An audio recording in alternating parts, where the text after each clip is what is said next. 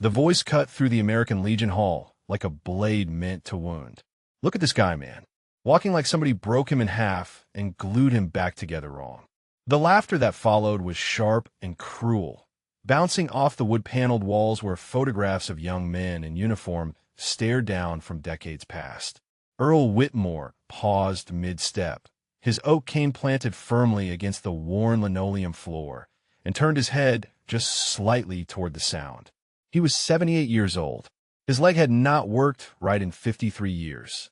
And the teenager standing near the coffee station with two friends flanking him like eager hyenas had no idea that in exactly 14 minutes he would be on his knees, sobbing, begging forgiveness from a man whose name was whispered with reverence in veterans' hospitals from California to Virginia.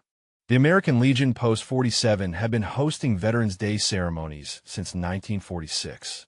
The hall smelled of coffee that had been brewing since dawn, of lemon polish on old wood, of wool uniforms pulled from closets once a year. Flags hung from the ceiling, their fabric faded by decades of fluorescent light. Folding tables lined the walls, covered with photographs and memorabilia from every American conflict since the First World War.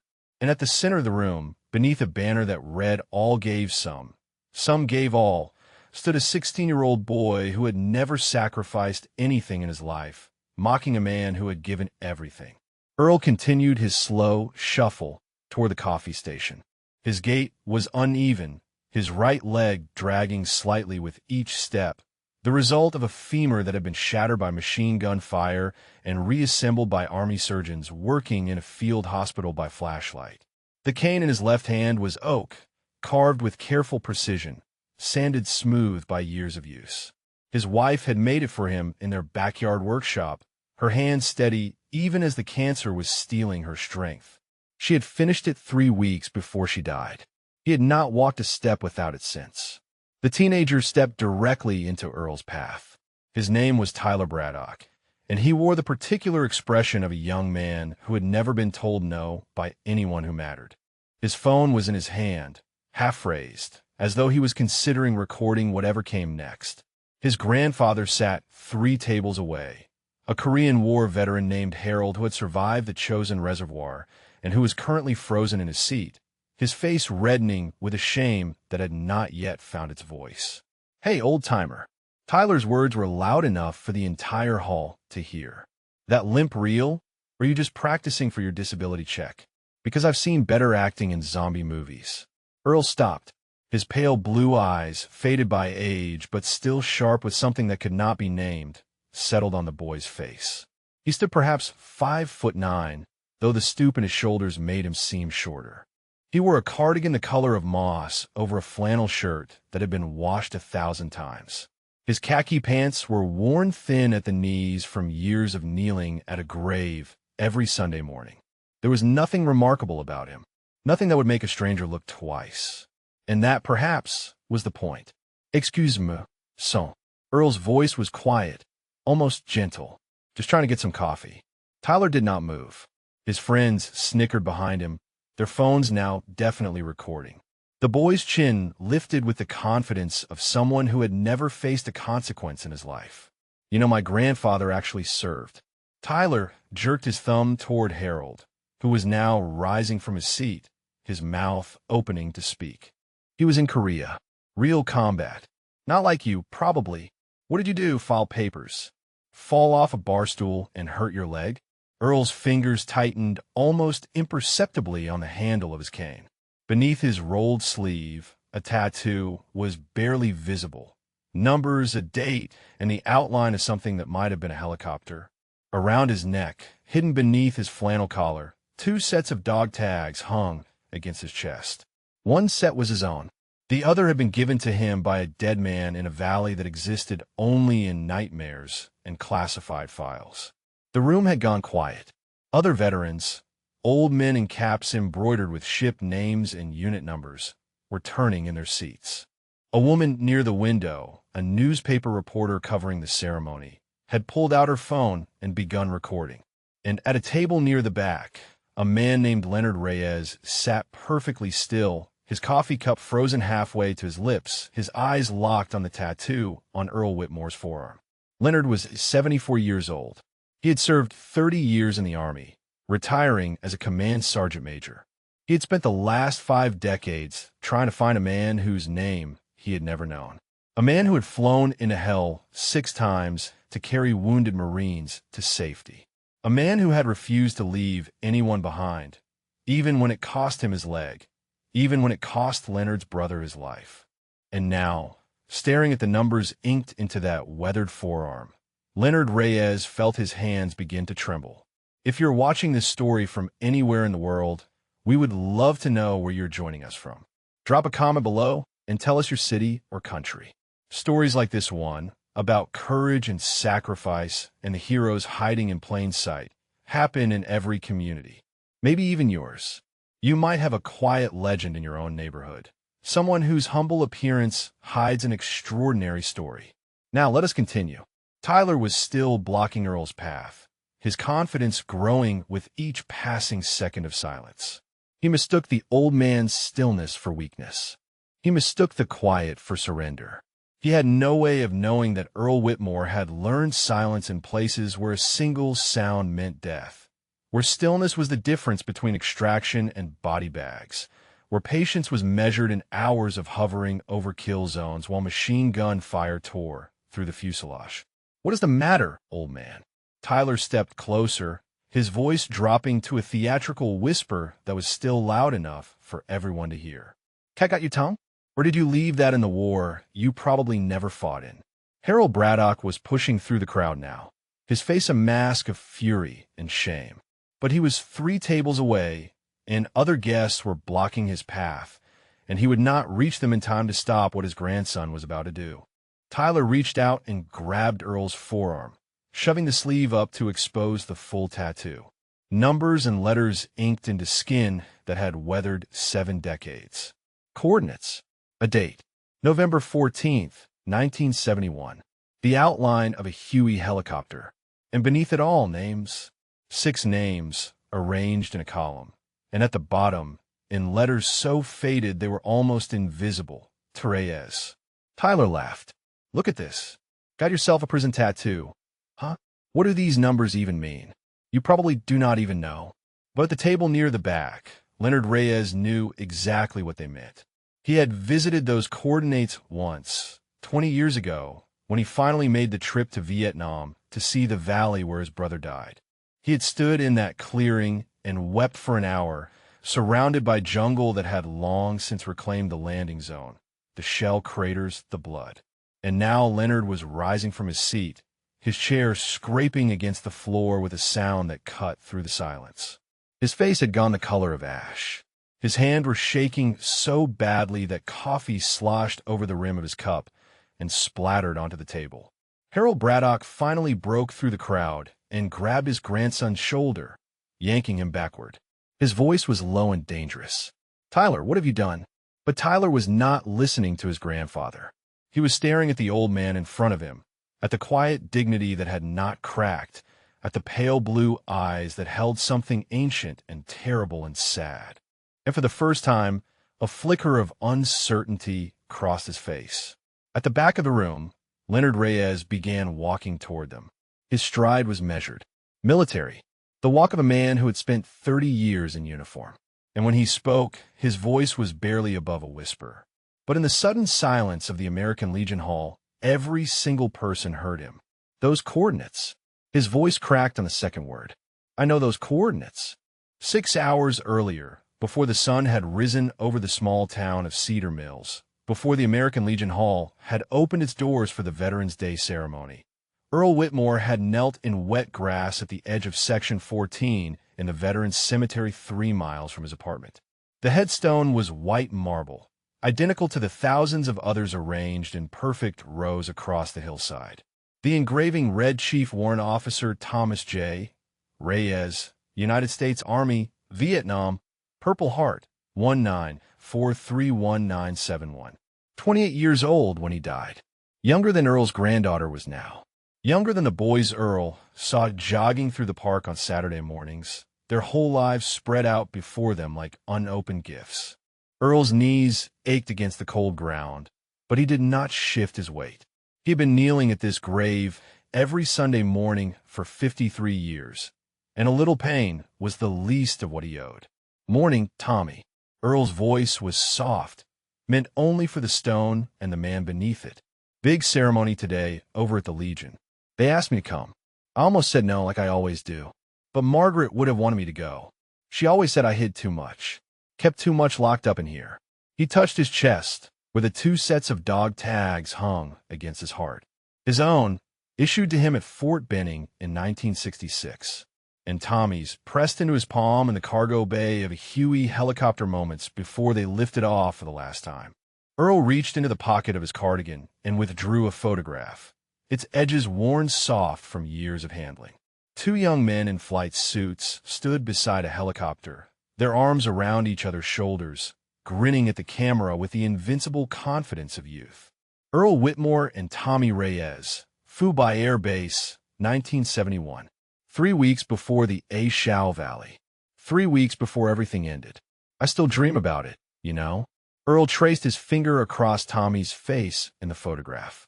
Every night for 53 years. The sound of the rotors. The smell of the fuel. The way you looked at me right before we took off. Like you knew something was coming. Like you were trying to tell me goodbye. The morning mist was beginning to lift from the cemetery, and somewhere in the distance a groundskeeper's truck rumbled along the service road. Earl did not look up. His world had narrowed to this small patch of earth, this white stone, this conversation with a ghost. I should have been faster, Tommy. That last trip, when I went back for Davidson.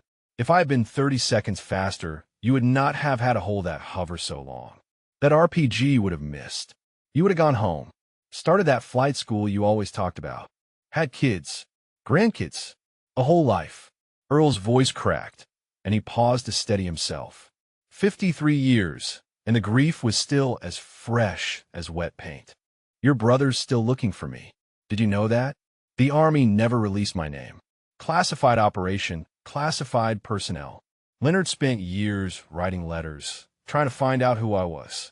I know because I asked.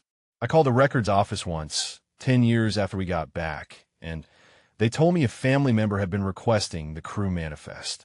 I could have reached out. I could have told him everything. Earl shook his head slowly, his eyes fixed on the engraving of Tommy's name. But what would I have said? That I got his brother killed? That you died because I would not leave those Marines behind? That I chose 6 strangers over my best friend? The weight of the question hung in the morning air, unanswered, unanswerable. Earl had carried it for more than half a century. It had been his spine and grayed his hair and followed him into every room he entered. It was the first thing he thought of when he woke and the last thing he saw before he slept. It was the reason he flinched when helicopters passed overhead. The reason he could not watch war movies. The reason he had never once, in 53 years, spoken publicly about what he had done. He reached into his other pocket and withdrew his wife's photograph.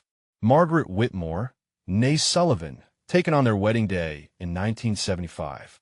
She had been a nurse at the VA hospital where they rebuilt his leg. She had seen him at his worst, screaming in the night, clawing at invisible enemies, begging Tommy for forgiveness in a voice that did not sound like his own. And she had stayed anyway. She had loved him anyway. "You miss her, Tommy." Earl held both photographs now, one in each hand, the 2 people he had loved most in the world. She knew everything. Every mission, every nightmare, every time I woke up crying. She never judged, never pushed, just held my hand and told me I was still a good man. The cane lying beside him in the grass was the last thing Margaret had ever made. She had spent her final months in that workshop, even when she was too weak to stand, carving the oak handle into a shape that fit perfectly in Earl's palm. She had sanded it smooth with paper so fine it was almost silk. She had finished it 3 weeks before the cancer took her, and she had pressed it into his hands with a smile that broke his heart. "You carry this now," she had told him, "and every time you lean on it, you remember that I'm still holding you up." Earl tucked the photographs back into his pockets and placed his palm flat against the cold marble of Tommy's headstone. "I'm going to that ceremony today. I do not know why. Maybe because Margaret would have wanted me to. Maybe because I'm tired of hiding. Maybe because I'm 78 years old and I have spent more of my life running from what happened than living with it." He pushed himself to his feet, his shattered femur protesting with a familiar ache that he had long since learned to ignore. The doctors had told him in 1971 that he would never walk again. He had walked out of that hospital 6 months later on sheer stubbornness and spite. "I will come back next Sunday, Tommy. Same time, same place. We will talk some more." Earl picked up his cane, the oak handle warm in his grip despite the morning chill, and turned to leave. But he stopped after 3 steps and looked back at the headstone one more time. "I never did tell you I was sorry. Not out loud. Not where you could hear it. So I'm saying it now. I am sorry, brother. I am sorry I was not faster. I am sorry I could not save you. And I am sorry I have spent 53 years being too much of a coward to face your family." The wind stirred the trees at the edge of the cemetery, rustling leaves that had not yet fallen. Somewhere above, a helicopter passed, its rotors beating the air in a rhythm that made Earl's heart clench. He did not look up. He never looked up. "I will try to do better, Tommy. I do not know if I can, but I will try." And then Earl Whitmore turned and walked away from his best friend's grave, his cane tapping against the path, his bad leg dragging slightly with each step, carrying 53 years of grief and guilt and love toward a Veterans Day ceremony where a teenage boy was about to make the worst mistake of his life. He could not have known what was waiting for him at the American Legion Hall. He could not have known that Tommy's brother would be there, still searching after all these years. He could not have known that by noon, the secret he carried for half a century would finally break open, spilling light into wounds that had never healed. All Earl Whitmore knew, as he climbed into his rusted pickup truck and started the engine, was that his wife had asked him to stop hiding. And for the first time in 53 years, he was going to try.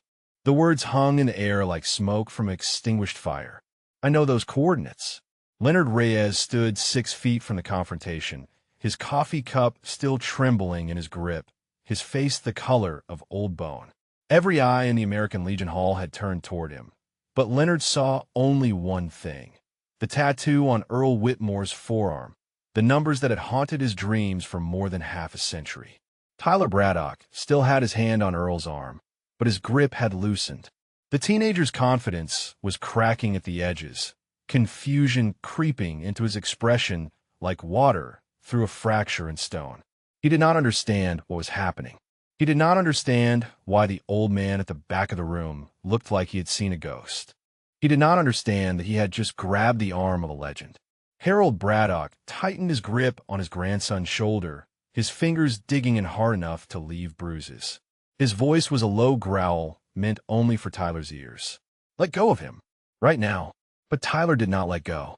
His pride would not allow it, not with his friends watching, not with their phones still recording.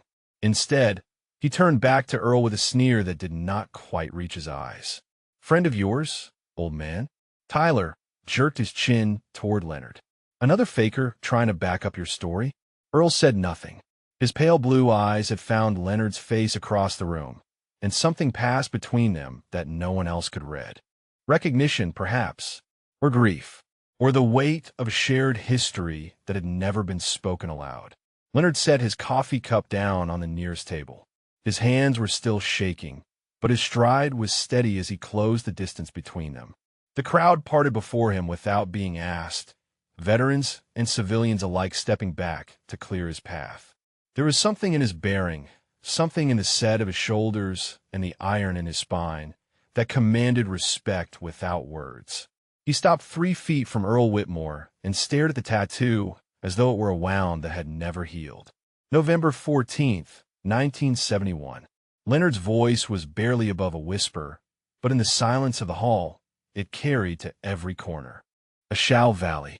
Coordinates 16.2108 north, 107.4875 east. Landing zone Fury. Earl's jaw tightened almost imperceptibly, the only sign that the words had struck home. Tyler looked between the 2 old men, his confusion deepening. "What are you talking about? What is landing zone Fury?" He turned to his grandfather, seeking an explanation, but Harold's face offered nothing but cold fury. Leonard did not take his eyes off Earl. "I was 17 years old when my brother died. 17. I got the telegram at school. They pulled me out of algebra class to tell me that Tommy was never coming home. The name hit Earl like a physical blow. His eyes closed for just a moment, and when they opened again, they were wet. They told us he died a hero. Leonard's voice cracked on the word. They told us he held his helicopter in a hover for 19 minutes while his crew chief extracted 6 wounded Marines from a hot LZ. They told us he took an RPG to the cockpit on liftoff. They told us he never felt a thing. Tyler's hand finally fell away from Earl's arm. The teenager took a step backward, his face pale, the reality of his mistake beginning to dawn. Leonard reached up and touched the tattoo on Earl's forearm, his fingers tracing the outline of the helicopter inked into the weathered skin. What they never told us was the crew chief's name. The mission was classified. The personnel files were sealed. My father spent 15 years writing letters to the Army, trying to find out who was on that helicopter. Who survived? Who could tell us what really happened to Tommy? The newspaper reporter near the window had stopped recording. Her phone hung forgotten at her side, and tears were streaming silently down her cheeks. Earl's voice, when it finally came, was hoarse with decades of unspoken grief. Your brother gave me his dog tags right before we took off. He said he had a feeling. Said if anything happened, he wanted me to bring them home. Leonard's breath caught in his throat. A sound escaped him that was not quite a word, not quite a sob. Earl reached up with trembling fingers and unclasped the chain around his neck. 2 sets of dog tags emerged from beneath his flannel collar, the metal worn smooth by 53 years against the skin. He held them out, and the tags caught the light, and the name engraved in the steel was visible to everyone close enough to see. Dommage Reyes, Chief Warrant Officer. Oh, positive. Catholic. Leonard took the dog tags as though they were made of glass. His hands were shaking so badly that the metal clinked together, a soft sound that seemed deafening in the silence. I have worn them every day since Saigon. Earl's voice was steady now, the steadiness of a man who had finally stopped running. Right next to my own. I made him a promise at his grave. I told him I would wear them until they buried me. Tyler Braddock had backed up until he hit the edge of table. His friends had lowered their phones. One of them had tears running down his face without seeming to notice. The bravado that had filled Tyler's chest 5 minutes ago had evaporated like morning frost, leaving behind something cold and hollow and afraid. Harold Braddock released his grip on his grandson's shoulder and stepped forward. His voice was quiet, but it carried the weight of a man who had seen combat, who understood sacrifice, who recognized in Earl Whitmore something that transcended words. You were the crew chief. Harold's statement was not a question. You were the one who went into that valley 6 times. Earl nodded once, a single movement that seemed to cost him everything. Leonard looked up from the dog tags, his eyes red, his face wet. 53 years. His voice broke completely. We have been looking for you for 53 years. My mother died not knowing who to thank. My father went to his grave, still writing letters. He took a step closer to Earl, close enough to see the scars that disappeared beneath the old man's collar, close enough to see the ghost that lived behind those pale blue eyes. Why did you never come find us? Leonard's voice was a whisper now, fragile as spun glass. Why did you never tell us who you were? And Earl Whitmore, who had carried the weight of that question for more than half a century, who had knelt at Tommy Reyes's grave every Sunday morning and begged for forgiveness that he could not give himself, finally spoke the truth that had been crushing him since 1971. Because I was the one who should have died that day. His voice cracked, and for the first time, the mask of quiet dignity slipped. Not him. Never him. I kept going back for those Marines, and Tommy held that hover, and every second I was on the ground was another second he was exposed. That RPG should have hit me. I should have been faster. I should have saved him. The room was utterly silent. Even a coffee maker had stopped its burbling. Even the flags seemed to hang motionless, as though the air itself was holding its breath.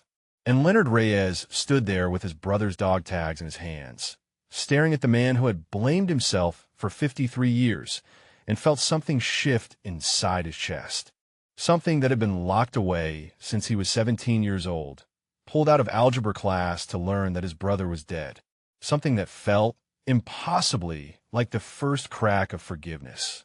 The memory came, without warning, rising up from the place where Earl had buried it for 53 years. One moment he was standing in the American Legion Hall, surrounded by strangers and the weight of Leonard's gaze.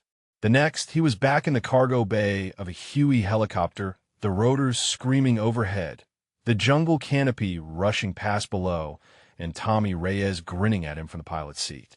November 14th, 1971. They had lifted off from Fu by at 0600, the morning mist still clinging to the rice paddies, the sun a pale disk behind layers of gray cloud. It was supposed to be a routine extraction. A Marine patrol had taken heavy casualties in the A Shao Valley, 6 wounded men pinned down in a clearing surrounded by enemy positions. Standard medevac protocol: fly in fast, load the wounded, fly out faster. Nothing about that day had been standard. Earl had been the crew chief for 8 months by then. He had flown over 400 missions with Tommy at the controls, extracting wounded soldiers from places that did not exist on any official map. They had developed a rhythm, a wordless understanding born of shared danger and absolute trust. Tommy flew. Earl loaded. Together, they brought men home. But that morning, something had been different. Earl had noticed at the moment Tommy climbed into the cockpit. A tension in his shoulders, a stillness in his eyes, the way he touched the photograph of his family that he kept taped to the instrument panel. Tommy had turned to look at Earl just before they lifted off, and his voice had been quiet beneath the roar of the engines. "Hey, brother, if anything happens today, I need you to do something for me." Earl had laughed it off. "Nothing is going to happen, Tommy. Same run we have done 100 times. But Tommy had not laughed. He had reached up and unclasped the chain around his neck, the dog tags that he had worn since basic training, and pressed them into Earl's palm. "Just in case." His eyes had been steady, certain. "Bring these home to my family. Tell them I love them. Tell Leonard I am sorry I will not be there to see him graduate." Earl had tried to give them back, but Tommy had closed his fingers around the metal and shook his head. "Keep them close, brother. I got a feeling about today." They had lifted off 30 seconds later, and Earl had slipped Tommy's dog tags around his own neck, telling himself he would give them back when they landed. Just a superstition. Just pre-mission nerves. Tommy would laugh about it over beers that night. Tommy never laughed about anything again.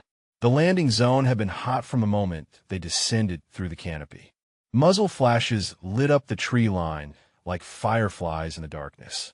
The radio crackled with desperate voices calling for extraction, for air support, for God himself to reach down and pull them out of that valley. Earl had rappelled into the chaos without hesitation. The first Marine was 20 meters from the touchdown point, his legs shattered below the knee, screaming for his mother. Earl had hauled him over his shoulder and carried him to the helicopter, the whine of bullets passing close enough to feel the heat on his skin. One down. 5 to go.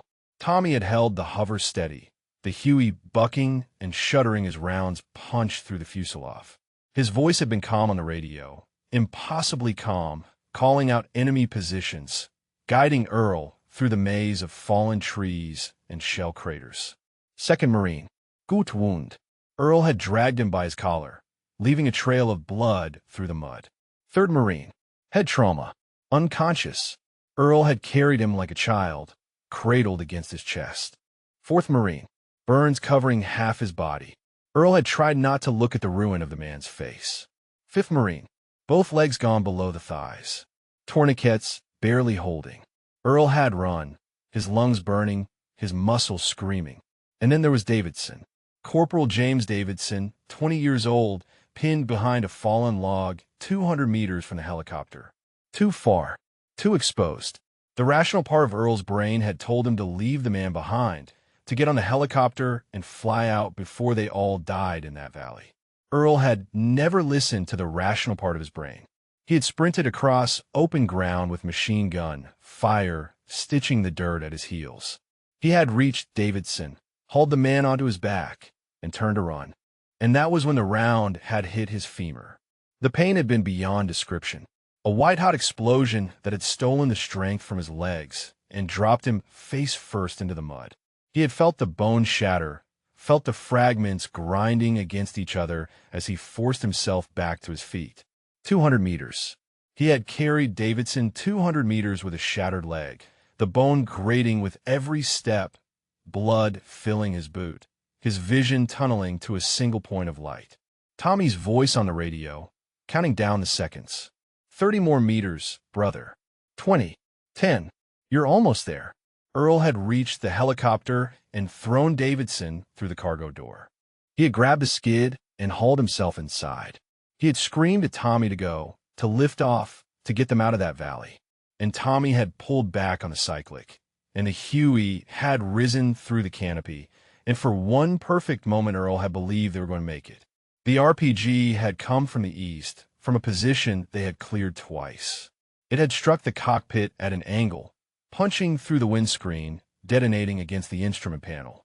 The blast had thrown Earl against the cargo bay wall.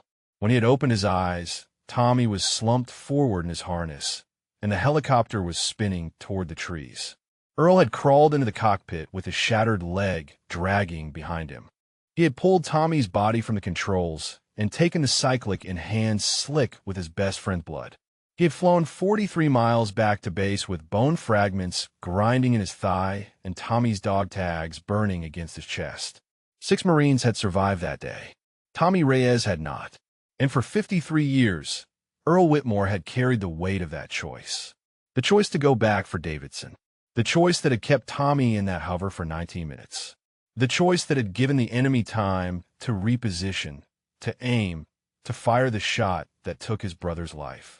Now, standing in the American Legion Hall, with Leonard Reyes staring at him with his brother's dog tags clutched in his trembling hands, Earl felt the memory release its grip and fade back into the darkness where it lived.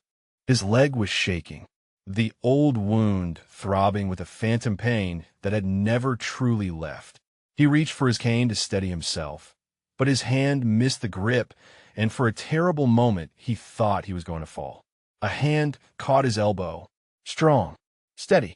Earl looked up and found Leonard Reyes holding him upright, the anger in his eyes replaced by something far more complicated. I have spent 53 years hating the man who got my brother killed. Leonard's voice was rough, barely controlled. 53 years blaming someone I had never met. And now I find out it was you. A man who shattered his own leg to save 6 strangers. A man who flew a helicopter 43 miles with my brother's blood on his hands. Earl tried to speak, but the words would not come. Leonard's grip tightened on his elbow, not in anger, but in something that felt almost like desperation. I need to know one thing. Leonard's eyes searched Earl's face. Just one thing, and then we can figure out the rest. Did my brother die afraid? Earl's voice, when it finally emerged, was barely a whisper. No. He was smiling. Right before the blast, he looked back at me and smiled. He said, "We did it, brother. We got them all out." Leonard's face crumpled. A sound escaped him that was half sob, half laugh, the release of 53 years of wondering. That sounds like Tommy. He was always smiling, even when everything was falling apart. And there, in the middle of the American Legion Hall, with Tyler Braddock watching in stunned silence, and a newspaper reporter weeping openly, and Harold Braddock standing with his hand over his heart, Leonard Reyes did something that Earl Whitmore had never expected. He pulled Earl into an embrace and held him like a brother. The embrace lasted only a few seconds, but it contained 53 years of grief and guilt and longing. When Leonard finally released Earl, both men were trembling. The silence in the American Legion Hall had taken on a different quality now. No longer the shocked stillness of a crowd witnessing cruelty, but the reverent hush of people who understood they were standing on sacred ground. Tyler Braddock had not moved from his position against the table.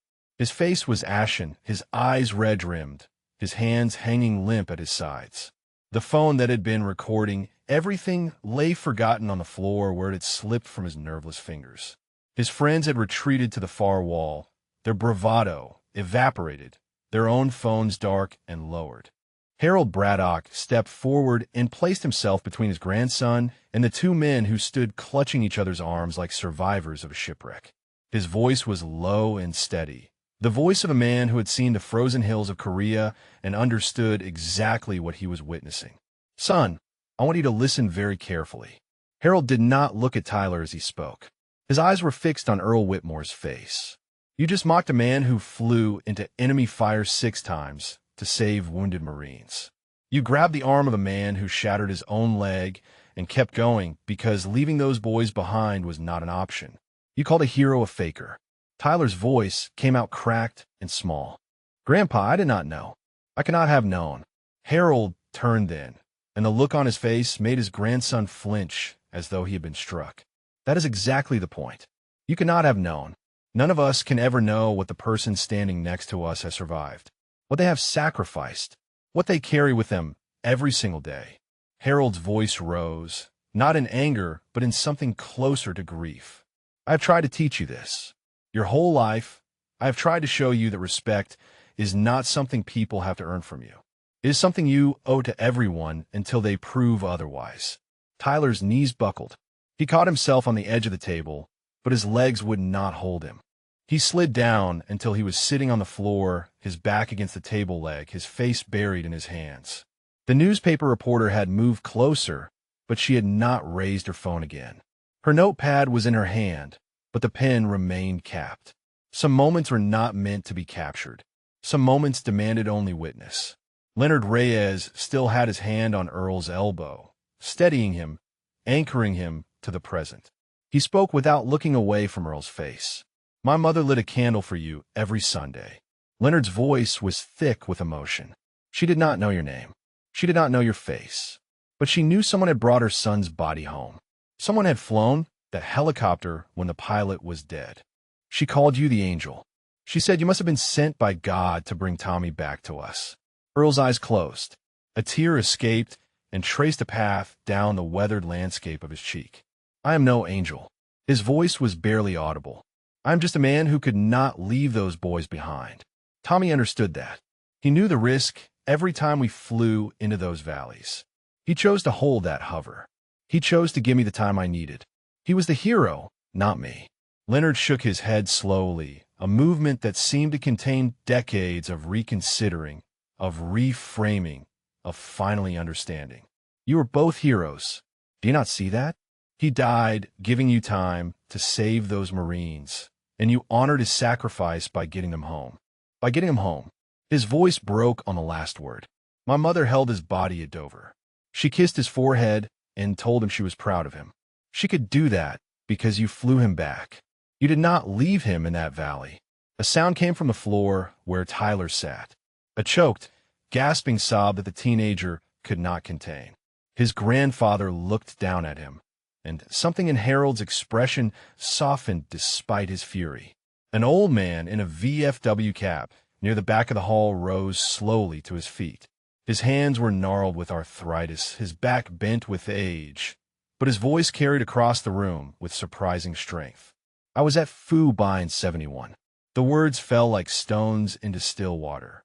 I remember when that helicopter came back. We all remember. The crew chief who flew it in with a shattered leg. The pilot dead in his harness. 6 Marines in the cargo bay, all of them alive because of what those 2 men did. Another veteran stood. Then another. Men in their 70s and 80s, some in wheelchairs, some leaning on canes of their own, rising one by one like a tide of witness. Dust off. The word passed through the crowd like a whisper, like a prayer. They called him Dust Off because he always got the wounded out. Earl's head came up. He had not heard that name in decades. The call sign that had followed him through 400 missions. The name that had been whispered in field hospitals and fire-base bunkers. The name that had become a legend he had spent 53 years trying to forget. Leonard's grip on his elbow tightened. You were Dust Off? The awe in his voice was unmistakable. I heard stories when I was in the Army.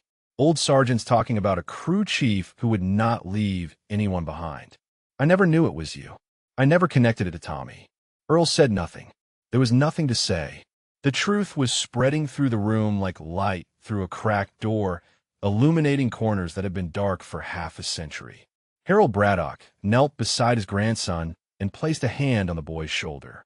His voice was gentle now, the anger replaced by something that sounded almost like hope. Tyler, look at me. The teenager raised his tear-streaked face. You made a terrible mistake today. You hurt a man who did not deserve to be hurt. But you were 16 years old, and you were watching right now, and you were learning. Harold glanced at Earl, at Leonard, at the veterans standing throughout the hall. What you do next is what defines you, not the mistake. What comes after? Tyler's voice was raw. What do I do? How do I fix this? Harold helped his grandson to his feet. You start by listening, and when the time is right, you apologize. Not because I'm telling you to, because you understand now why you should. Earl watched the exchange with an expression that no one in the room could quite read. 53 years of hiding, of running, of carrying a weight that had bent his spine and grayed his hair.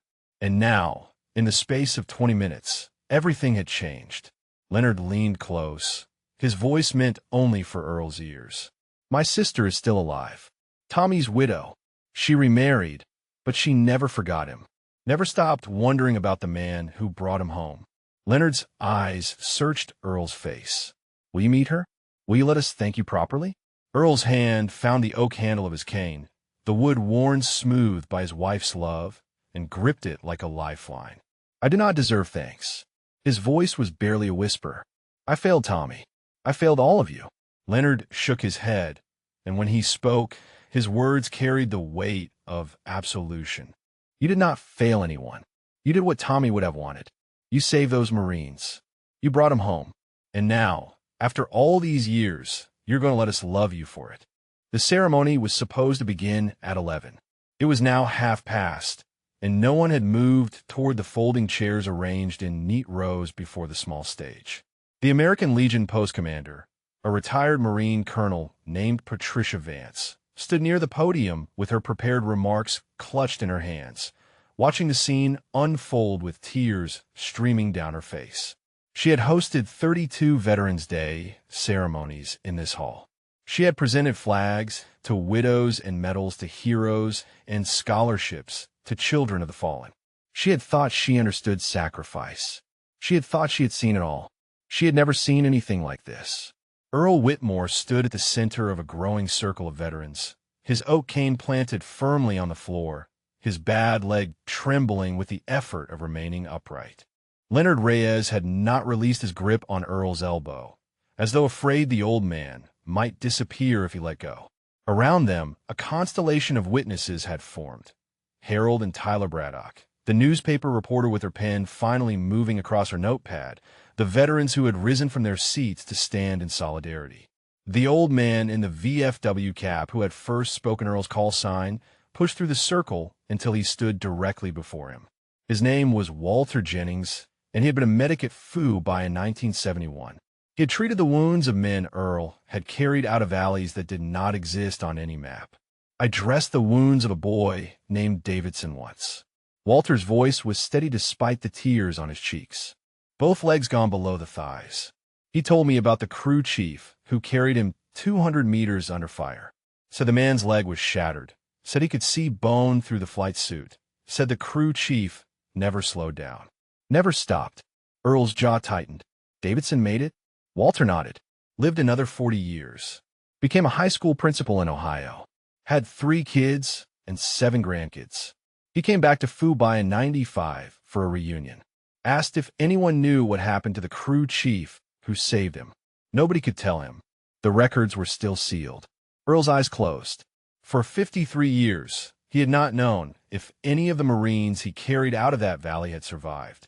He had been evacuated to Japan the day after the mission, spent 6 months in hospitals, and returned to a country that wanted to forget the war had ever happened. He had never looked for the men he saved. He had been too afraid to learn that his sacrifice, that Tommy's sacrifice, had been for nothing. 3 kids. Earl's voice was barely a whisper. 7 grandkids. Because of you. Walter reached out and gripped Earl's shoulder. Because you would not leave him behind. The circle had grown larger now. Other veterans were pushing forward, men who had heard the stories, men who had served in the years after Vietnam and learned about dust-off in training lectures and barracks conversations. The legend of the crew chief who would not quit had been passed down through generations of soldiers, a story of what courage looked like when everything was falling apart. Patricia Vance finally moved from her position near the podium. She walked through the crowd with the bearing of a woman who had commanded Marines in combat, her shoulders squared, her chin high. When she reached Earl, she stopped and rendered a salute so crisp it could have cut glass. Master Sergeant Whitmore. Her voice carried across the silent hall. On behalf of the United States Marine Corps and the American Legion Post 47, I want to thank you for your service and your sacrifice. Earl stared at her. His hand moved automatically, muscle memory from decades past, rising to return the salute before he could stop himself. The gesture was perfect despite the tremor in his fingers, the precision of a soldier who had never truly left the uniform behind. I was Army, ma'am. Earl's voice was hoarse. Not Marines. Patricia lowered her salute and smiled through her tears. You saved 6 of my brothers. That makes you one of us. A murmur ran through the crowd. Someone near the back began to clap, a single pair of hands breaking the silence. Then another joined, and another, until the American Legion Hall thundered with applause. Veterans stamped their feet. Civilians wiped their eyes. Tyler Braddock stood frozen beside his grandfather, watching the man he had mocked receive a standing ovation. Earl did not know what to do. He had spent 53 years avoiding recognition, avoiding gratitude, avoiding anything that might force him to confront what he had done and what it had cost. Now he stood in a storm of appreciation that threatened to sweep him away. Leonard leaned close, his voice cutting through the noise. Let them thank you, brother. You have earned this. Tommy would want you to accept it. The mention of Tommy's name broke something loose in Earl's chest. He thought of the photograph in his pocket, 2 young men grinning beside a helicopter. He thought of Margaret's voice telling him to stop hiding. He thought of the candles Leonard's mother had lit every Sunday for a man she called the Angel. And for the first time in 53 years, Earl Whitmore did not try to run. The applause continued for nearly a minute before Patricia Vance raised her hands for silence. When the crowd finally quieted, she turned to Earl with an expression of profound respect. We have a ceremony to conduct, Master Sergeant. She gestured toward the stage, and I think you should be part of it. Earl shook his head. This is not my day. This is for all of them. He looked around at the veterans filling the hall, the ones who came home and the ones who did not. Patricia nodded slowly. Then at least let us seat you in the front row. Let us honor you the way you deserve to be honored. Earl looked at Leonard, searching for guidance he did not know how to find.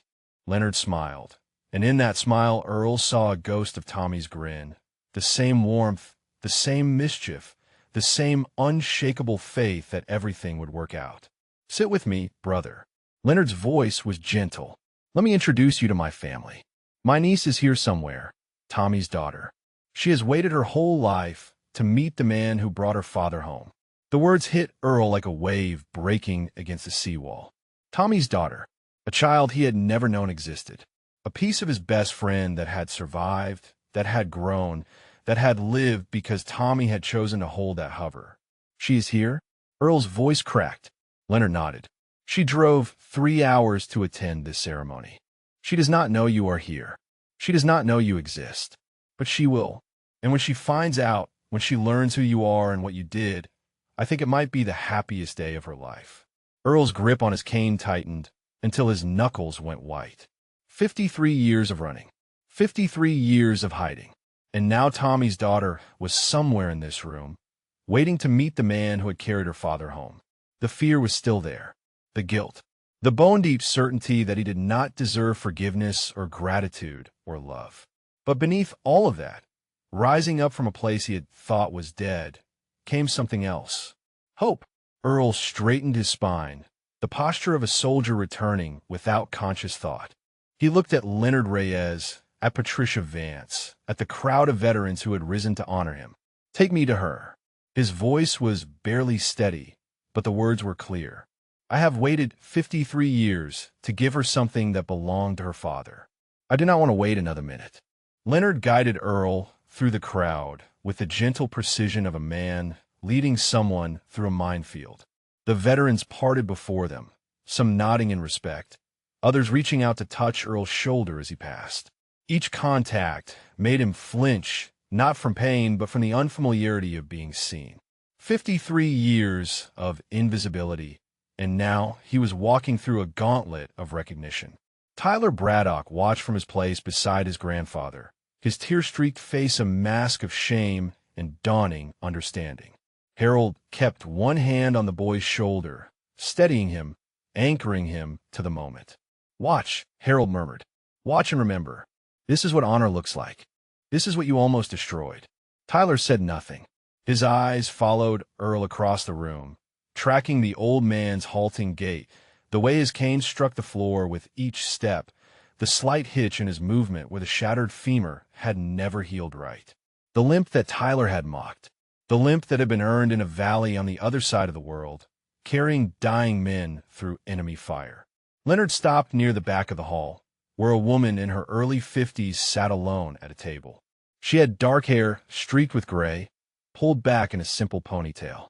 Her eyes were the same warm brown as Tommy's had been in the photograph Earl carried in his pocket. She wore a simple black dress and a gold necklace with a small pendant shaped like a helicopter. She looked up as they approached, and her face lit with a smile that died the moment she saw her uncle's expression. "Uncle Leonard?" Her voice was cautious, confused. "What is going on?"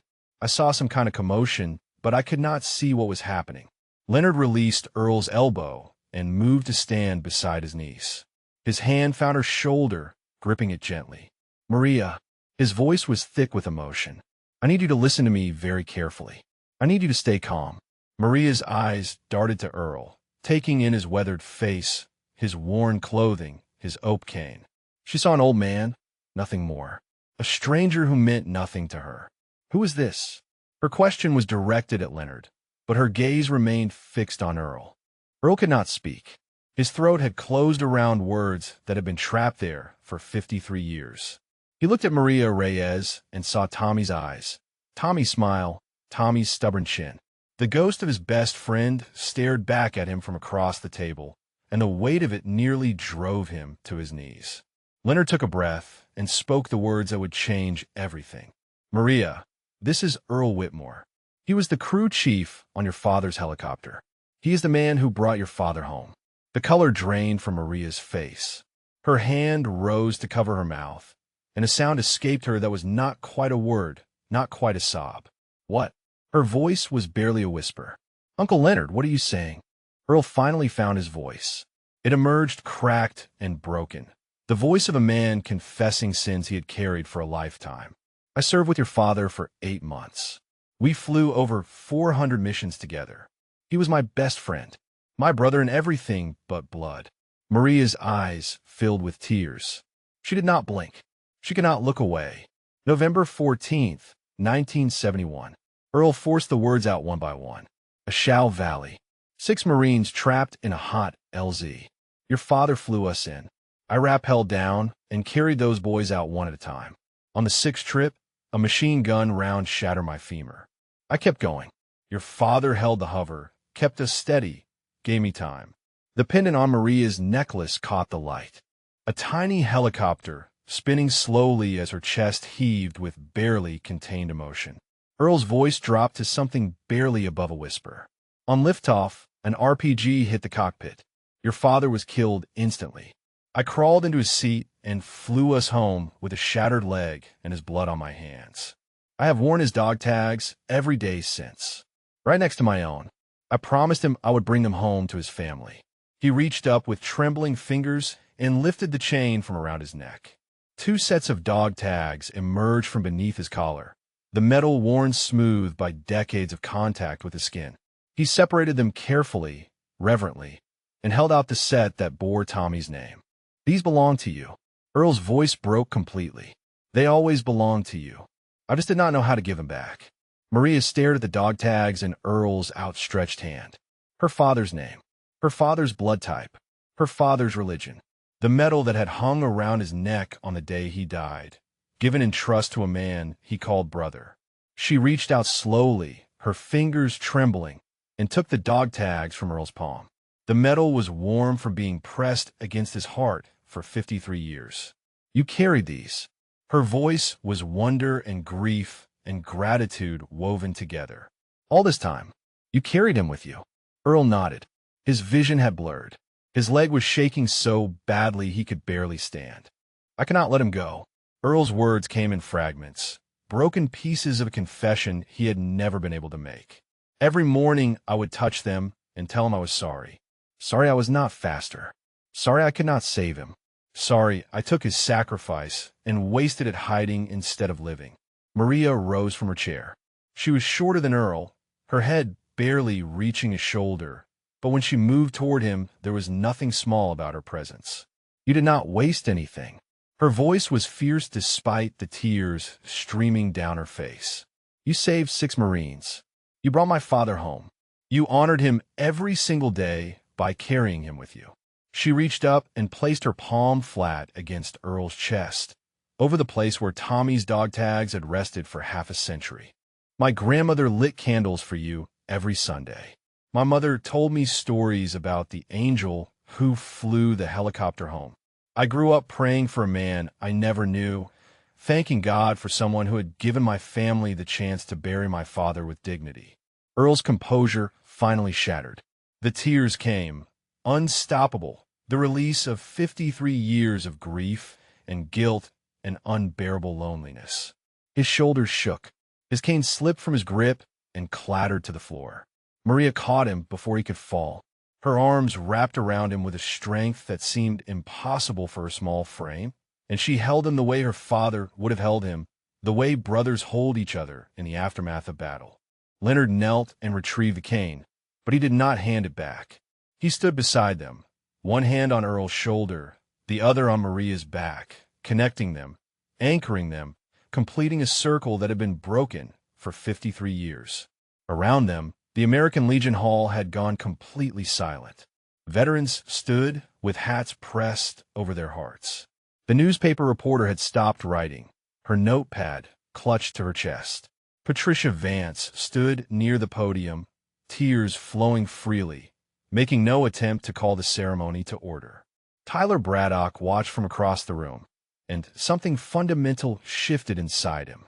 The arrogance that had defined him, the casual cruelty, the certainty of his own superiority, all of it crumbled like a wall that had been rotting from within.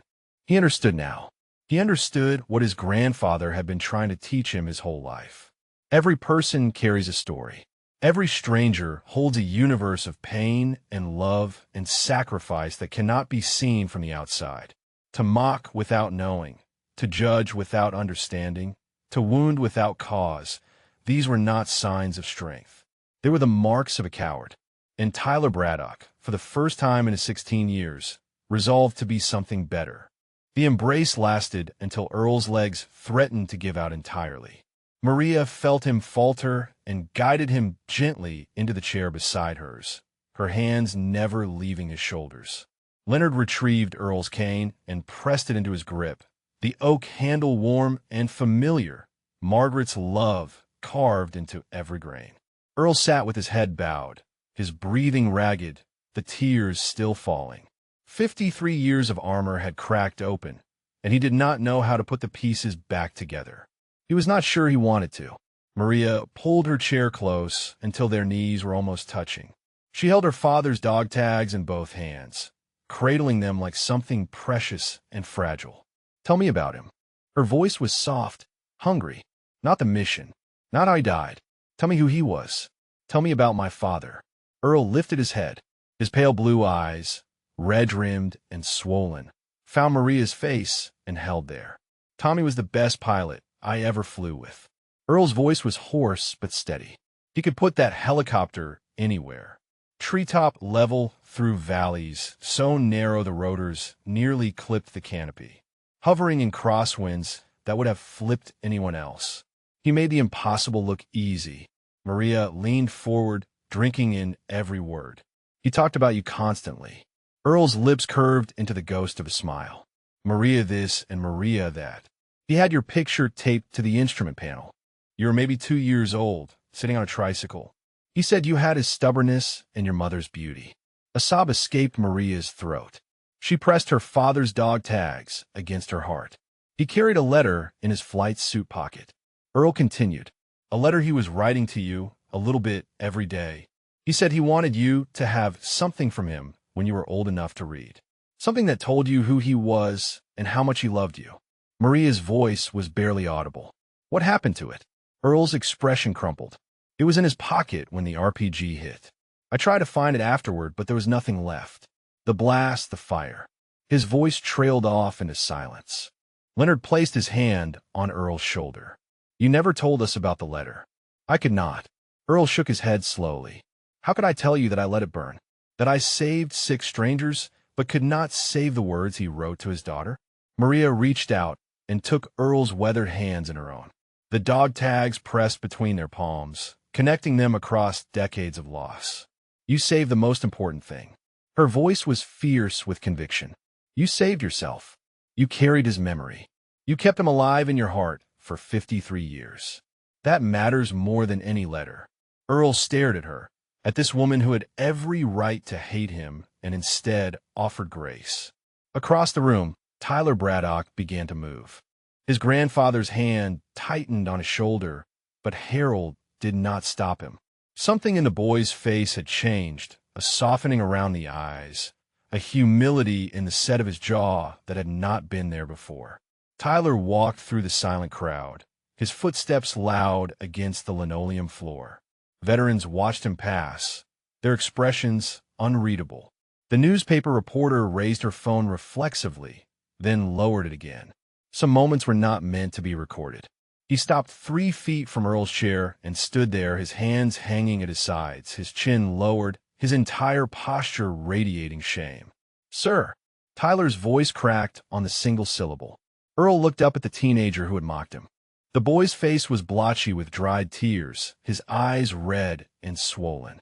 He looked younger than his 16 years, stripped of bravado, exposed in a way that left no room for pretense. Sir, I do not have words. Tyler's voice trembled. There are no words for what I did. I looked at you and saw a weak old man with a limp. I saw someone I could make fun of to impress my friends. I never once considered that you might be more than what I could see. Earl said nothing. He simply waited, his pale blue eyes steady on Tyler's face. My grandfather has been trying to teach me my whole life. Tyler's gaze flicked to Harold, then back to Earl. He served in Korea. He has stories he does not tell because they hurt too much. I never understood why he went quiet sometimes, why he flinched at certain sounds, why he cried on Veterans Day when he thought no one was watching. Tyler's voice broke completely. He took a shuddering breath and forced himself to continue. I understand now. I understand that every veteran carries things I cannot see. Scars that do not show. Losses that do not heal. Brothers who never came home. He looked at Maria, at Leonard, at the dog tags pressed between their hands. I understand that what you did, what you sacrificed, what you lost, it is beyond anything I could ever comprehend. The silence in the hall was absolute. Even the coffee maker had stopped its burbling. Tyler sank to his knees on the linoleum floor. The motion was awkward, unpracticed, the movement of a teenager who had never knelt before anyone in his life. I am so sorry. The words came out broken, jagged. I am sorry for mocking your limp. I am sorry for calling you a faker. I am sorry for grabbing your arm and demanding to see your tattoo. I am sorry for every cruel word and every moment of disrespect. Earl looked down at the boy kneeling before him. 53 years ago, he had been barely older than Tyler when he first climbed into a helicopter and flew into combat. 53 years ago, he had been arrogant and invincible and certain that nothing could touch him, or had taught him otherwise. Loss had broken him open. And now, looking at this teenager on his knees, Earl saw something he had not expected to find. He saw himself, the self he had been before Tommy died, the self that thought courage meant never showing weakness and strength meant never needing help. Tyler. Earl's voice was quiet but clear. Look at me. The boy raised his tear-streaked face. I forgive you. The words fell into the silence like stones into still water. Tyler's face crumpled, and a sob escaped him that he could not contain. Earl reached out with his weathered hand and placed it on the boy's shoulder. The gesture was gentle, almost fatherly. You could not have known who I was. You could not have known what I carried. But now you do know. Now you have seen what hides beneath the surface of people you think you understand. And that knowledge comes with a responsibility. Tyler nodded, unable to speak. You have to do better. Earl's grip tightened on the boy's shoulder.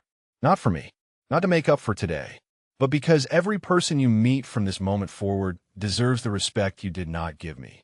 Every stranger on the street, every old man with a limp, every homeless veteran on a bench. They all have stories. They all have scars. They all deserve better than your contempt. Tyler wiped his face with the back of his hand. His voice was raw. I will. I swear I will. Earl nodded slowly. Then get up. Stop kneeling. I am not a king, and you're not a subject. I am just an old man who made it home when better men did not. The only thing I want from you is to be different tomorrow than you were today. Tyler rose on unsteady legs. His grandfather moved forward and pulled him into an embrace, holding him tight. Earl watched them, the old veteran and his grandson, and felt something loosen in his chest. Forgiveness, he realized, was not just something he had offered. It was something he needed to learn to accept. Maria squeezed his hands, her father's dog tag still pressed between their palms. You're not just an old man who made it home. Her voice was soft but fierce. You're the reason 6 families had their sons come back. You are the reason I had a body to bury and a grave to visit. You are a hero, Earl Whitmore, and it is time you started believing it. Patricia Vance approached the small group with the measured steps of a woman who understood that some moments required patience. She had watched the entire scene unfold from her position near the podium, her prepared remarks forgotten, her commander's instincts telling her to wait until the time was right. The time was right now.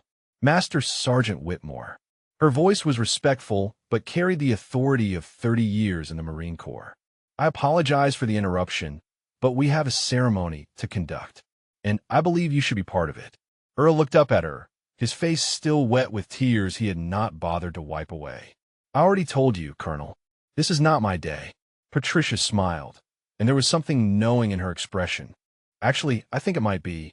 She turned to address the crowd that had gathered around them. I have been hosting Veterans Day ceremonies at this post for 32 years. In all that time, I have never seen anything like what just happened here. The veterans in the hall shifted, their attention focusing on Patricia's words. We gather every year to honor sacrifice. Patricia's voice carried to every corner of the room. We read names and present flags and speak about courage in the abstract. But today, courage walked through our doors. Today, sacrifice sat down among us. Today, we have the rare privilege of honoring a hero while he is still alive to hear it. Earl shook his head. Colonel, please. I'm not comfortable with this. Leonard leaned close to Earl's ear. Let her speak, brother. You have spent 53 years hiding. Maybe it is time to let people see you. Patricia continued as though Earl had not objected. In November of 1971, a medevac crew chief named Earl Whitmore flew into a hot landing zone in the A Shau Valley. The mission was supposed to be routine. It became legendary. The word sent a murmur through the crowd.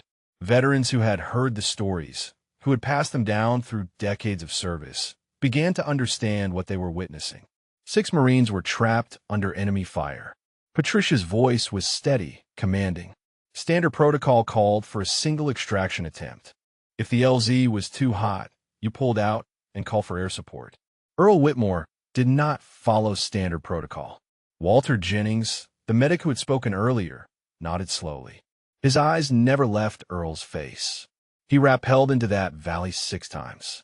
Patricia held up her fingers, counting. 6 trips through sustained enemy fire. 6 wounded Marines carried to safety on his shoulders. On the 6th extraction, a machine gun round shattered his femur. He kept going. He carried Corporal James Davidson 200 meters with bone fragments grinding in his leg. Maria gripped Earl's hand tighter. Her father's dog tags pressed into both their palms. Chief Warrant Officer Thomas Reyes held his helicopter in a hover for 19 minutes while Earl completed the extraction. Patricia's voice softened. 19 minutes under constant fire. He gave his crew chief every second he needed. And when the last Marine was aboard, when Earl was finally safe, an RPG struck the cockpit and killed Thomas Reyes instantly. The silence in the hall was absolute. No one moved. No one breathed. Earl Whitmore, with a shattered femur and his best friend's blood on his hands, climbed into the pilot's seat and flew that helicopter 43 miles back to base. Patricia's eyes glistened. He saved 6 Marines that day. He brought his pilot's body home for burial, and he has spent the last 53 years believing he did not deserve to be called hero. Earl's head dropped. His shoulders shook with silent sobs. Patricia stepped closer and placed her hand on Earl's shoulder. The Distinguished Service Cross he received for that mission is the second highest military decoration that can be awarded to a member of the United States Army. He earned it with blood and bone and the kind of courage that most of us can only imagine. A gasp rippled through the crowd. The Distinguished Service Cross, second only to the Medal of Honor. Earl looked up, confusion mixing with his grief. How do you know about the medal? The records were classified. Patricia smiled gently. I made some phone calls this morning after I saw the ceremony guest list. Your name was on it. I recognized it from a lecture I attended at Quantico 20 years ago. A case study in combat medevac operations. They use your mission as the example of what right looks like. Earl stared at her. They teach about me. They teach about dust-off. Patricia nodded. The crew chief who would not leave anyone behind. The legend that every medevac pilot and crew chief learns about in training. You are required reading, Master Sergeant. You just did not know it. Leonard's grip on Earl's shoulder tightened. Required reading, brother. You hear that? Earl could not speak. The revelation had stolen his words. Patricia turned to face the crowd. I would like to ask everyone to take their seats for the ceremony. But before we begin the formal program, I want to do something we should have done 53 years ago. She gestured to 2 veterans near the stage, men in their 60s wearing American Legion caps. They moved to a display case near the wall and retrieved something that had been hidden beneath a cloth. When I learned that Earl Whitmore would be attending today's ceremony, I contacted the Army Historical Foundation. Patricia watched as the veterans carried the object toward her. I asked them to send me something that has been sitting in a warehouse since 1972, something that was awarded but never presented, something that belongs to the man who earned it. They placed the object in Patricia's hands. It was a wooden case, polished to a deep shine, with brass hinges and a small clasp. Master Sergeant Earl Whitmore. Patricia's voice rang through the hall. Please stand. Leonard and Maria helped Earl to his feet. His bad leg trembled, but he locked his knee and stood at attention. The posture came without thought, the muscle memory of a soldier who had never truly left the service behind. Patricia opened the case. Inside, resting on a bed of blue velvet, was a bronze cross suspended from a ribbon of blue with white and red stripes.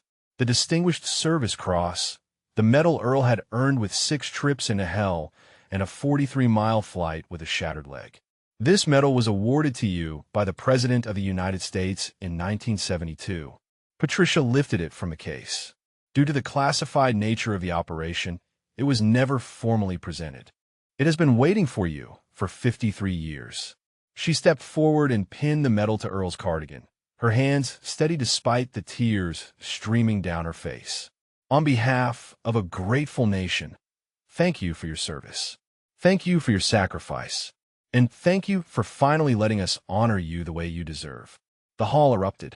Veterans surged to their feet, applauding, cheering, some saluting, some weeping openly. The sound washed over Earl like a wave, threatening to sweep him away.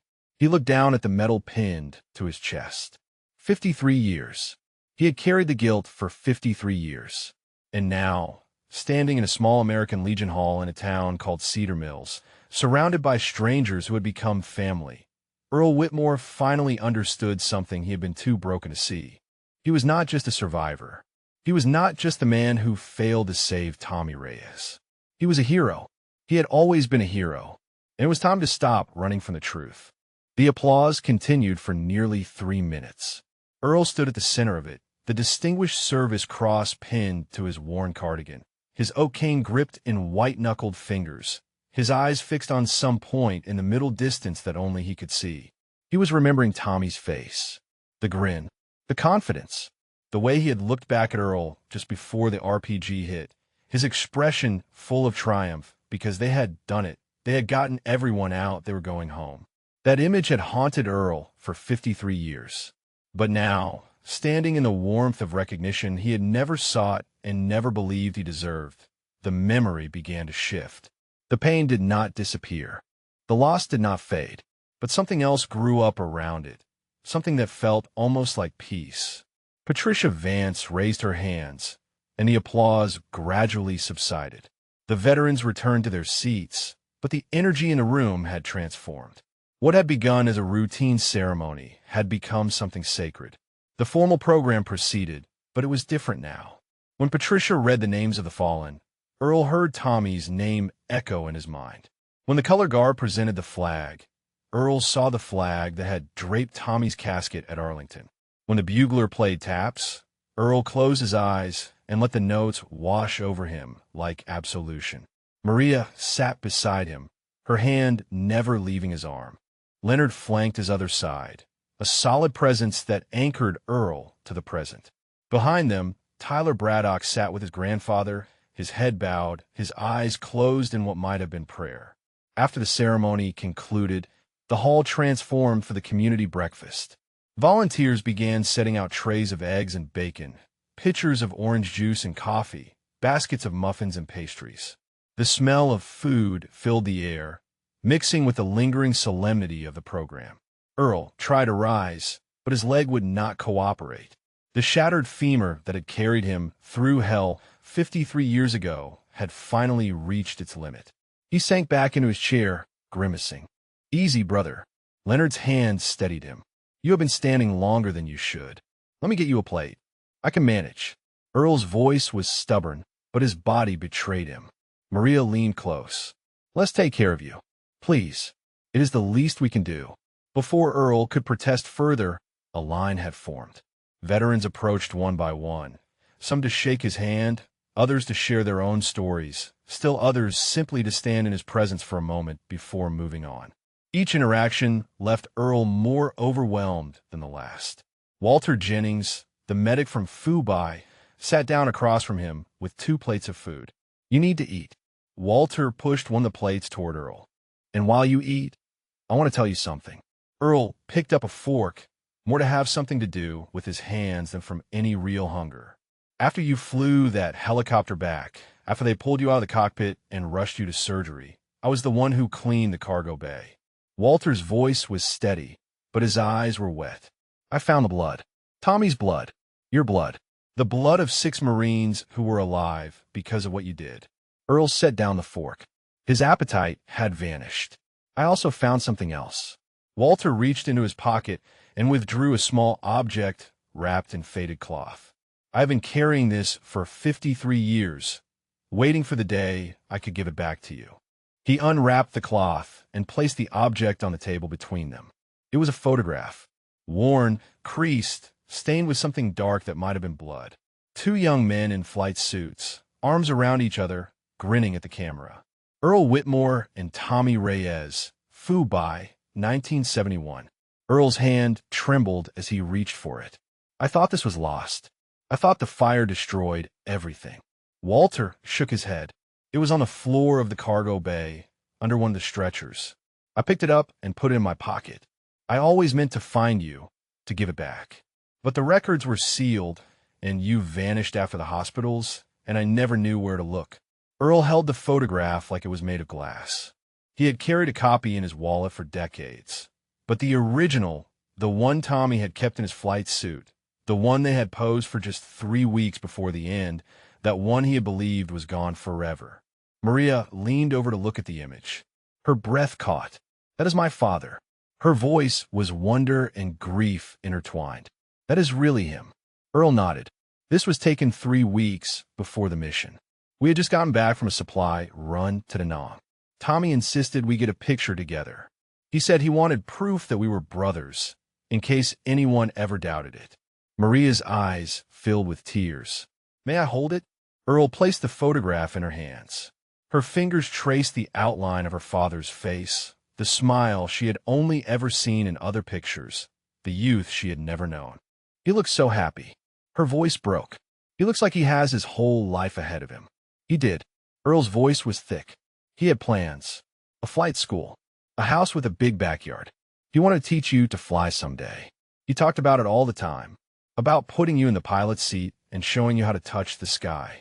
Maria pressed the photograph to her heart. She could not speak. Leonard moved to his niece's side and wrapped an arm around her shoulders. She leaned into him, the photograph still clutched against her chest, and let the tears fall. Earl watched them, this family that had been broken by the same loss that had broken him, and felt something shift in his chest. For 53 years, he had believed that Tommy's death had destroyed everything. But here was proof that something had survived. Love had survived. Memory had survived.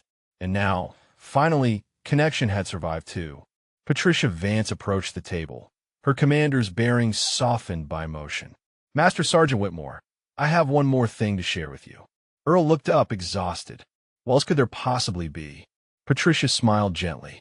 I mentioned earlier that I made some phone calls this morning. One of those calls was to the Army's Medevac Association. They maintain records of every crew member who served in Vietnam. Earl's brow furrowed. I know about the association. I never joined. I did not want to be found. I understand. Patricia nodded. But they found you anyway. When I told them you were here, when I explained what was happening, they made their own calls. She gestured toward the entrance of the hall, where commotion was beginning to form. People were moving aside, making room for someone approaching. 3 of the 6 Marines you saved that day are still alive. Patricia's voice carried across the suddenly silent room. When they learned you would be here, they dropped everything and drove through the night to be part of this. Earl's heart stopped. 3 figures emerged from the crowd. Old men now, white-haired and weathered by decades, but moving with purpose. One walked with a cane. One rolled in a wheelchair. One stood straight despite the years. They stopped 10 feet from Earl's table, and the one in the center, the one standing straight, spoke in a voice that cracked with emotion. Corporal James Davidson, United States Marine Corps. He snapped to attention despite his age. You carried me 200 meters with a shattered leg, Master Sergeant. I have been looking for you for 53 years to say 2 words. Earl rose from his chair. His legs screamed in protest, but he locked his knee and stood at attention to face the man he had saved. Davidson's voice broke completely. Thank you. The 2 words hung in the air like a benediction. Thank you. 53 years of wondering, of guilt, of believing his sacrifice had been meaningless, and now James Davidson stood before him, alive and whole and grateful. Earl could not speak. His throat had closed around emotions too large for words. Davidson closed the distance between them, his stride steady despite his 71 years. Behind him, the other 2 Marines followed. The one in the wheelchair was pushed by a younger man who bore his features, a son or grandson. The one with the cane moved slowly but with determination, each step a testament to survival. They formed a semicircle around Earl, these men whose lives he had carried out of hell on his shoulders. Their faces were weathered by time, marked by the decades that had passed since that November morning in the A Shao Valley. But their eyes held the same thing, recognition, gratitude, and something that looked almost like reverence. Davidson reached out and gripped Earl's hand with both of his own. His fingers were gnarled with age, but his grip was iron. I became a high school principal. Davidson's voice was thick with emotion. Taught for 35 years. Had 3 kids, 7 grandchildren. My oldest grandson just got accepted to West Point. He released Earl's hand and gestured to the man in the wheelchair. This is Frank Moreno. You carried him second. Gut wound that should have killed him. He became a pediatric surgeon. Saved more lives than he can count. Moreno wheeled himself closer, his eyes bright with tears. Every child I ever operated on, every life I ever saved, that was you, Master Sergeant. That was you giving me the chance to matter.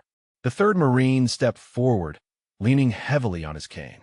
His name was Robert Chun, and he had been the youngest of the 6, barely 19, when the machine gun fire had torn through his shoulder. I was going to give up. Chen's voice was quiet but steady. Lying in that mud, bleeding out, I had made my peace.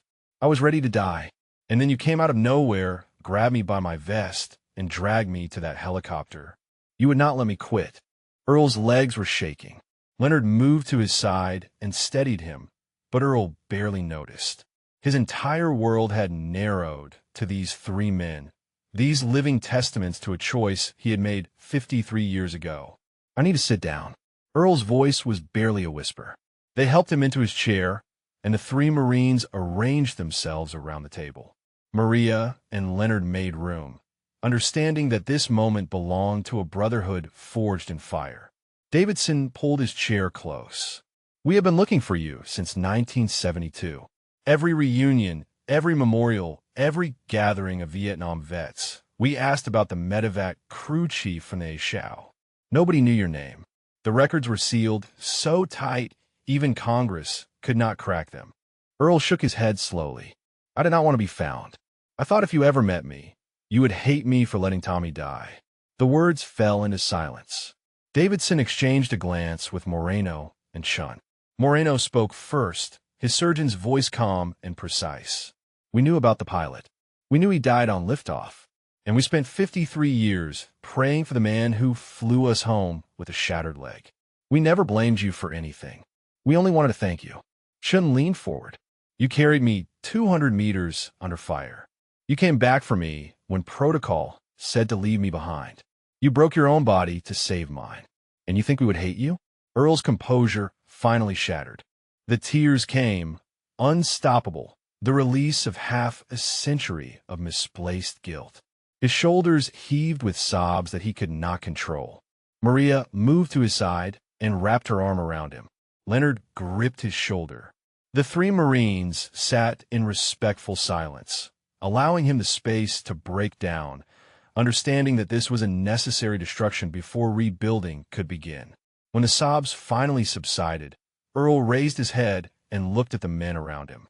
His eyes were red, his face wet, but something in his expression had changed. The weight that had been his spine for 53 years seemed lighter somehow. "Tommy was the hero." Earl's voice was hoarse but clear. "He held that hover. He gave me the time. He died so you could live." Davidson nodded slowly. "He was a hero, no question, but so were you. It takes two, Master Sergeant. The pilot who holds the hover and the crew chief who will not leave anyone behind. You were a team. You saved us together." Earl closed his eyes. In the darkness behind his lids, he saw Tommy's face again. Not the haunted image from his nightmares, not the blood and fire and death. He saw Tommy grinning in the sunlight outside the barracks. Tommy laughing at a joke Earl could not remember. Tommy looking back over his shoulder in the cockpit with triumph in his eyes. "We did it, brother. We got them all out." For the first time in 53 years, Earl allowed himself to believe it was true. The breakfast continued around them, but the table had become an island of quiet communion. Stories were shared, memories exchanged, gaps filled in. Davidson talked about his children and grandchildren. Moreno described surgeries that had pushed the boundaries of medicine. Chun spoke of the nonprofit he had founded to help wounded veterans transition to civilian life. And through it all, Earl listened. He listened to the lies that had grown from the seeds he had planted in blood and pain and stubborn refusal to give up. He listened to the families that existed because he had carried their fathers and grandfathers out of a valley that should have been their graves. Harold Braddock approached the table near the end of the breakfast. Tyler walked beside him, his posture humble, his eyes still showing the marks of his transformation. "Master Sergeant Whitmore." Harold's voice was formal, respectful. "My grandson has something he wants to say." Tyler stepped forward. He had washed his face, but the evidence of his tears was still visible in the redness around his eyes. "Sir, I know I already apologized." Tyler's voice was steady now, stronger than before. "But I wanted to say something else. I wanted to say that I'm going to do better. Not just today. Every day. I'm going to look at people differently. I'm going to remember what my grandfather tried to teach me." Earl studied the boy's face. He saw sincerity there, and something that might grow into wisdom. "What are you going to remember?" Tyler swallowed hard. "That every person has a story. That the ones who look the weakest might be the strongest. That respect is not earned, it is owed. And that heroes do not always look like heroes." Earl nodded slowly.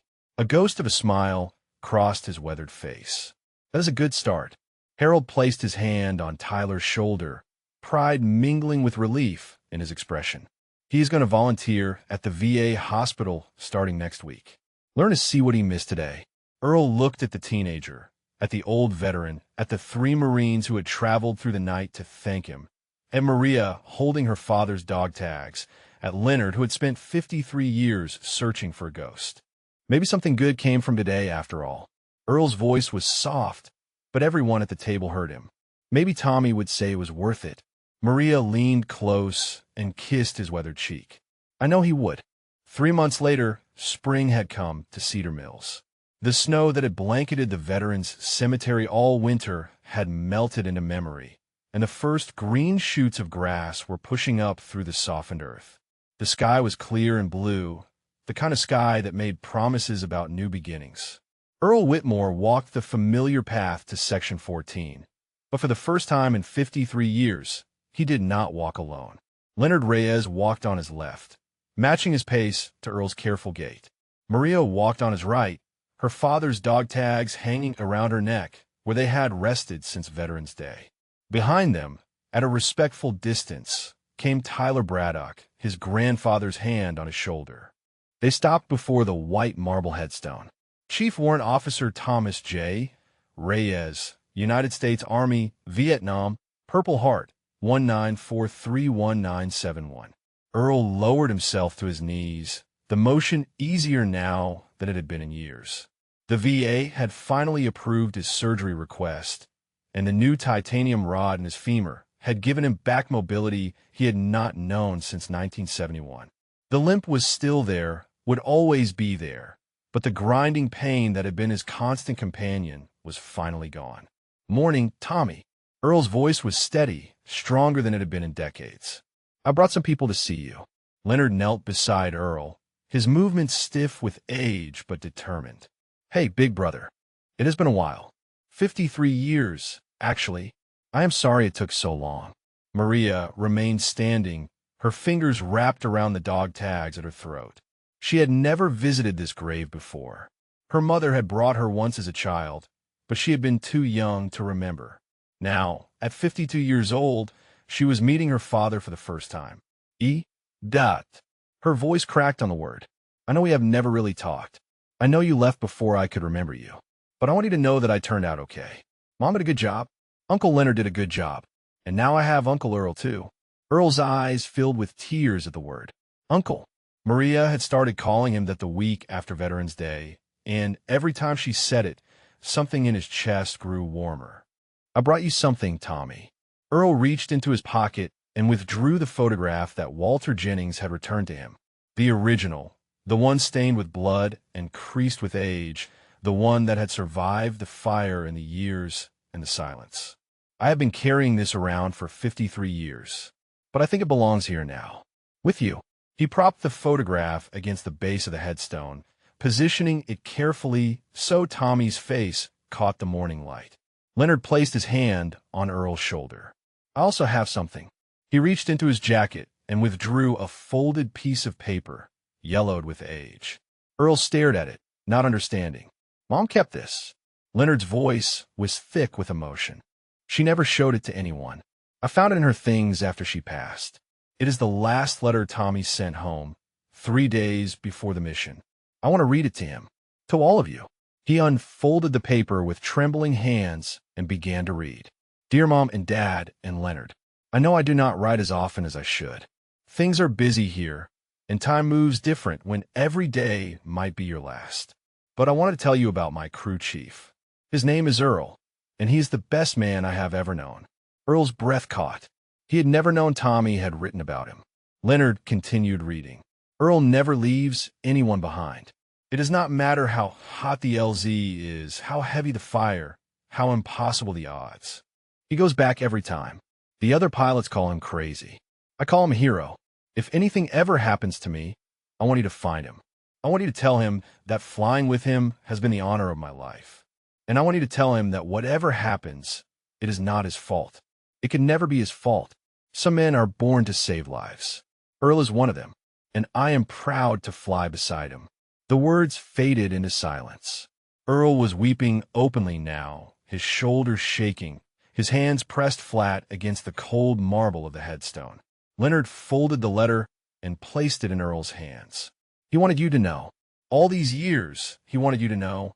Earl clutched the letter to his chest. The absolution he had been seeking for 53 years had been waiting in a dead woman's drawer, written in the hand of the friend he had never stopped mourning. Tyler stepped forward, his grandfather beside him. The boy had changed in the months since Veterans Day. The arrogance was gone, replaced by a quiet thoughtfulness that made him seem older than his 16 years. He had spent every Saturday at the VA hospital pushing wheelchairs, reading to patients, listening to stories from men and women who had served in wars he had only read about in textbooks. He placed a small American flag at the base of the headstone, the kind sold at hardware stores for $1, the kind that dotted cemeteries on Memorial Day. I never met you, sir. Tyler's voice was steady.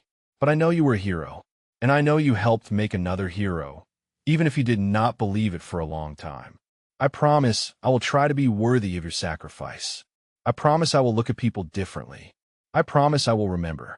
Harold Braddock wiped his eyes and nodded at his grandson with undisguised pride. They stood together in the morning light, this unlikely family forged by tragedy and redeemed by grace. Earl at the center, flanked by the brother and daughter of his best friend. Tyler and Harold behind them, witnesses to a healing that had taken half a century to begin. Earl spoke one last time, his voice barely above a whisper. I'm not hiding anymore, Tommy. I'm not running. These people, your family, they found me. They forgave me. They love me. And I'm going to let them. I'm going to stop punishing myself for surviving. I'm going to live the rest of my life the way you would have wanted me to live it.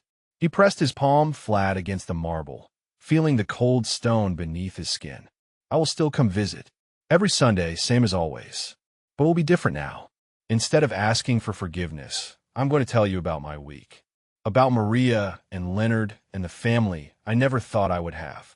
About Tyler, the kid who started out hating me and ended up becoming someone you would be proud of. He pushed himself to his feet, Leonard and Maria steadying him on either side. Still here, brother. Earl's voice was stronger now, filled with something that had been missing for 53 years. Still trying. And for the first time since that valley, I am not trying alone. They walked away from the grave together, the morning sun warm on their faces, the future stretching out before them like a promise. Earl's limp was still visible, would always be visible, but he no longer saw it as a mark of failure. It was a badge of honor, a reminder of what he had done, what he had survived, what he had overcome. Behind them, Tommy's headstone stood white and bright in the spring sunshine. The photograph propped against its base, two young men grinning at the camera in a world that no longer existed. But their brotherhood endured. Their sacrifice mattered, and their story, finally, had found its ending. If this story moved you, if it reminded you that heroes walk among us every day in disguises we do not recognize, please subscribe to our channel and share with us in the comments. Who is the quiet hero in your life? Who is the person whose sacrifices go unseen, whose courage goes unrecognized, whose story deserves to be told? Sometimes the greatest warriors are not the ones in uniform. Sometimes they're the old man with a limp, the woman with tired eyes, the stranger on the bus who carries a weight you cannot imagine. Look closer. See deeper. Honor the hidden heroes around you. Thank you for watching.